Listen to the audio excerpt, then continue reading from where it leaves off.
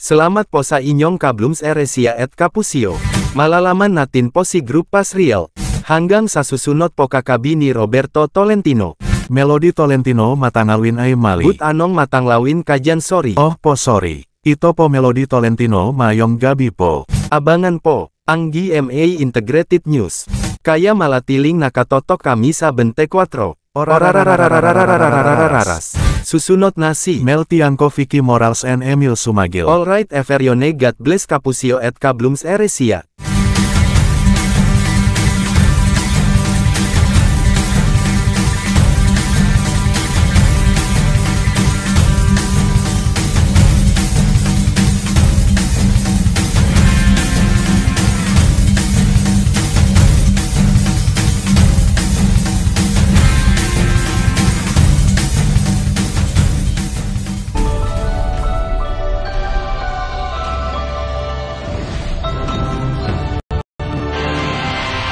Budget Secretary Amena Pangandaman at Executive Secretary Lucas Bersamin nagbitiw sa pwesto.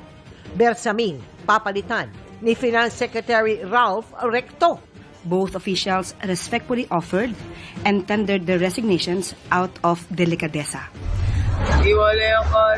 Kotse sa Taytay Rizal na matuloy ng takbo, sumalpok, nahati at nagkayupi-yupi sa isa pang disgrasya sa Antipolo. Truck na nawalan umano ng preno ng araro ng 2 motorsiklo. Isa ang dead on arrival at isang naputulan ng mga paa.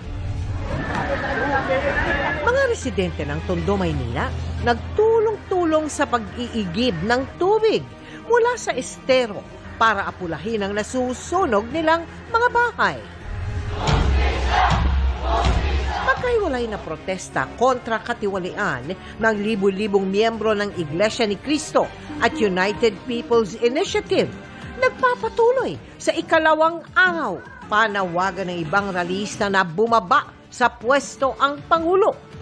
Tila inciting to sedition, ayon sa DILG. Habang papalapit ang Pasko, ang iba't ibang uri ng scam na nauuso tuwing holiday at paano maiiwasan ang mga ito. Alamin! 24 oras anchor Vicky Morales, pinarangalan bilang Presenter of the Year sa prestihiyosong 2025 Association for International Broadcast Awards o AIBs. At ang inaabangang huling sagupaan ng bagong henerasyon ng mga sangre at nimitena. Mapapanood na mamaya. This is Philippine Culture. Live mula sa GMA Network Center, ito ang 24 Oras.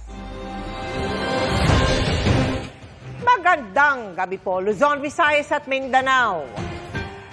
3 matataas na opisyal ng Administrasyong Marcos ang nagbitiw ngayong araw. Yan ay sila Executive Secretary Lucas Bersamin at ang mga pinangalanan ni dating Congressman Zaldico na sina Budget Secretary Amena Pangandaman at Presidential Legislative Liaison Office Undersecretary Adrian Bersamin na nakausap raw ni Ko ukol sa utos umano ng Pangulo na magsingit ng 100 billion pesos sa 2025 national budget. May mga pinangalanan ng kapalit ang Pangulo. Hamon ng palasyo sa iba pang miyembro ng gabinete, magbitiw na kung sangkot sa katiwalian, alang-alang sa delikadesa. Nakatutok si Ivan Mayrina.